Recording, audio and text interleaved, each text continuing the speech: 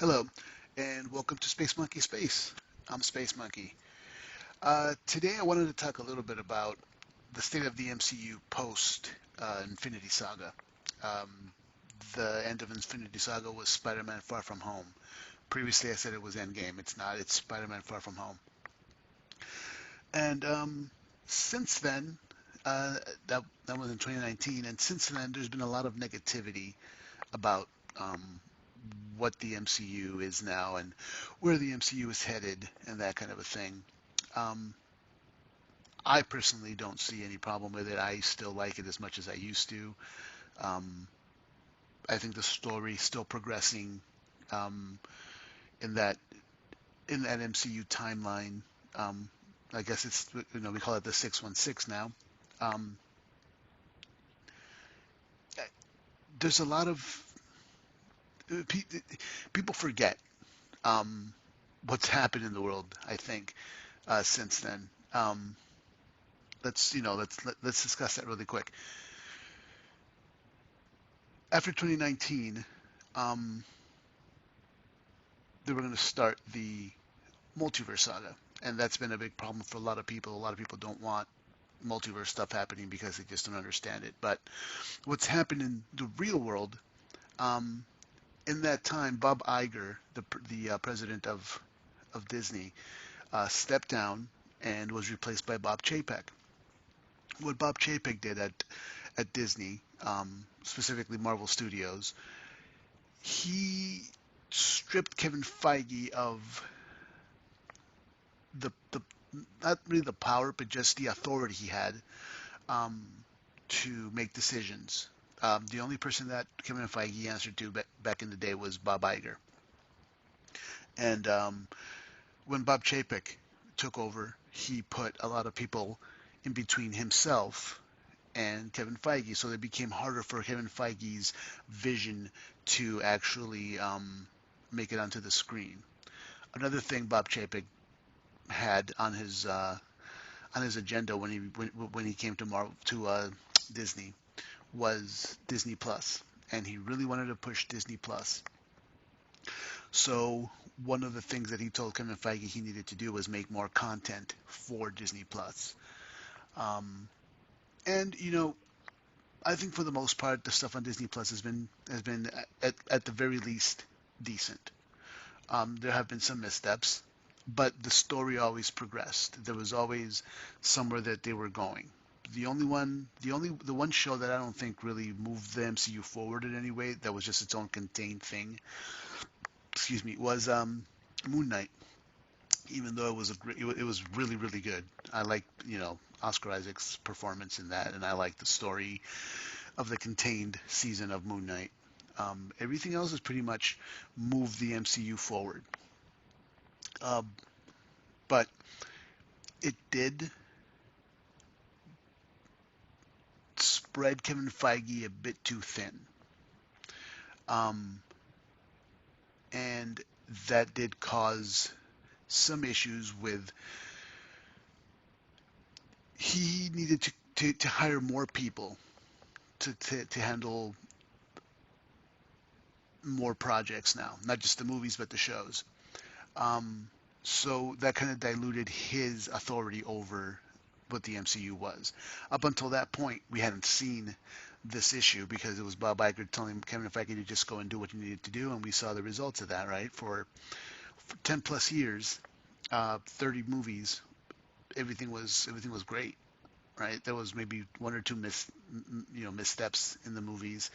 Um, but again, the story always progressed, and people forget that what the MCU is, it's a super franchise because there's franchises within that. The MCU is just a tapestry of stories interwoven.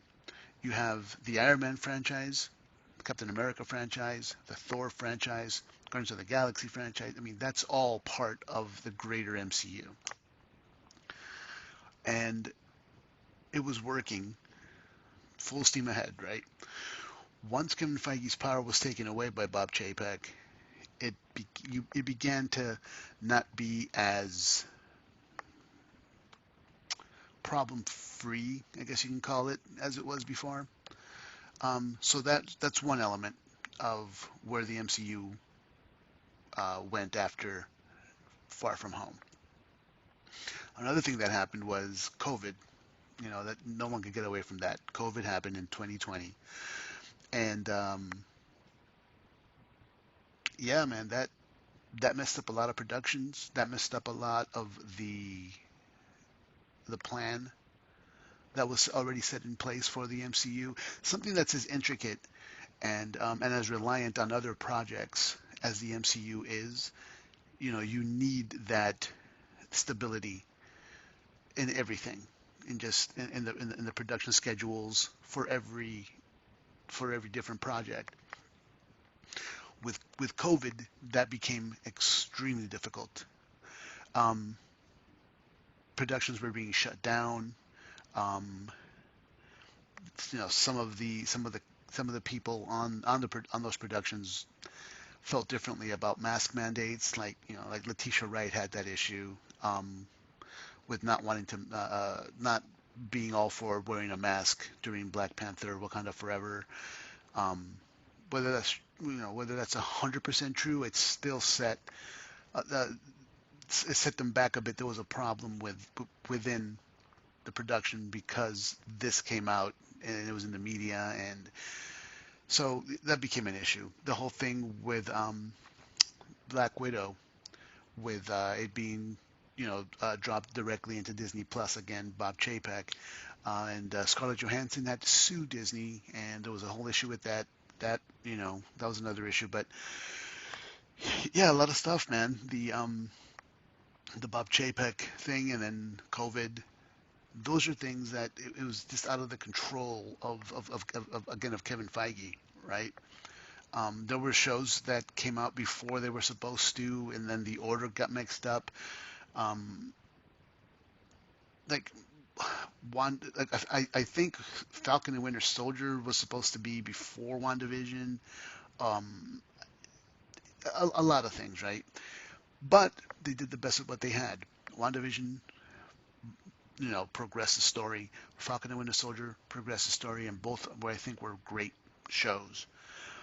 Loki, after that, was really the introduction of multiverse of with the time with the TVA, and a lot of people jumped off at that point because I go back to what I said in my previous video. People didn't understand what they were trying to do with that. A lot of people just don't like having to put more thought into it than just sitting down and enjoying the movie.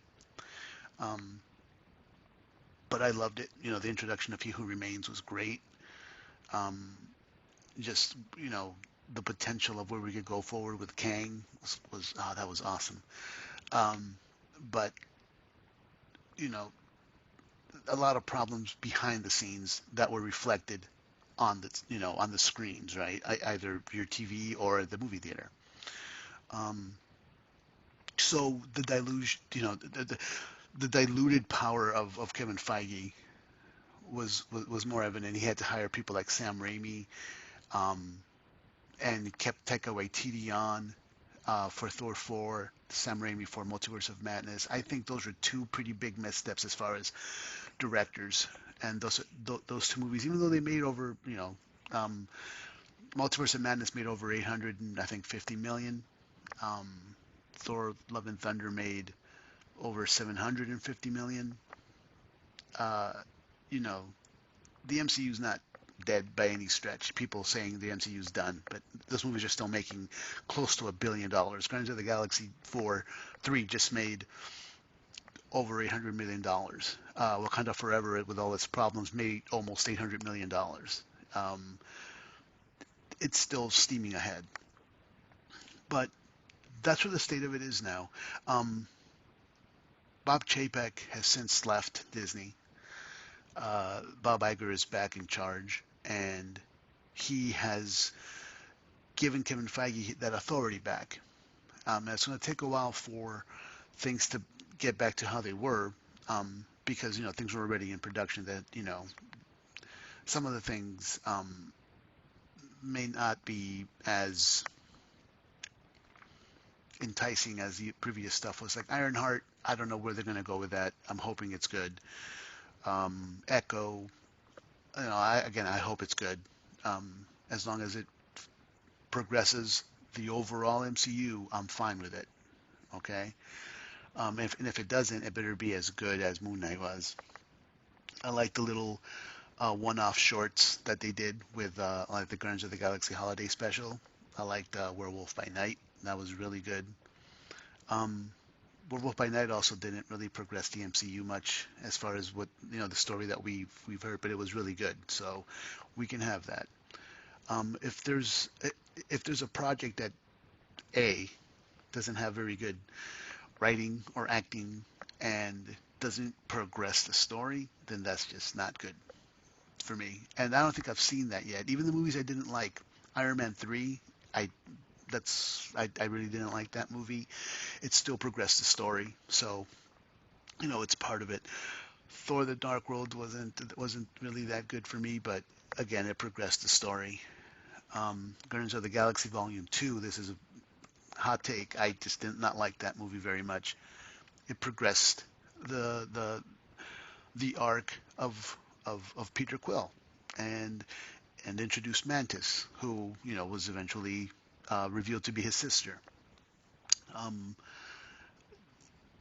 it helped show us the bond between Gamora and Peter Quill, which was a big part of Infinity War. So again, Guardians of the Galaxy 2, for all its problems, it still served the purpose of progressing the story, which is a big thing. So I think where we are now, as long as these shows and movies that were put in place under Bob Chapek still progress the story, we should be okay. Um, but I think starting with the Marvels, um, it's gonna get really really good again. I think the multiverse stuff is gonna it's gonna stick around. They're not getting rid of it. I really don't think they are. As much as people complain about it, it's gonna stick around. Um, I have a strong hunch that Jonathan Majors is going to be back as Kang. Um, I don't want to get into the whole legality of what's going on with him, but it's looking more and more like he's going to be found not guilty of all that stuff. And I mean, if he's guilty, yeah, you got to get rid of him. That's stuff you can't really stand for. But it looks like the guy isn't going to be found guilty of much of that stuff or any of that stuff. So I think he's coming back. He's at least in half of the episodes of Loki as I'm not sure as who yet. They've shown Victor Timely, the character of Victor Timely, one of Kang's variants in the trailers, but I don't know if he'll be back as anybody else in any other variant. But I think with Loki coming up next and the Marvels coming up next, I think we're in good shape. Um, so keep the faith.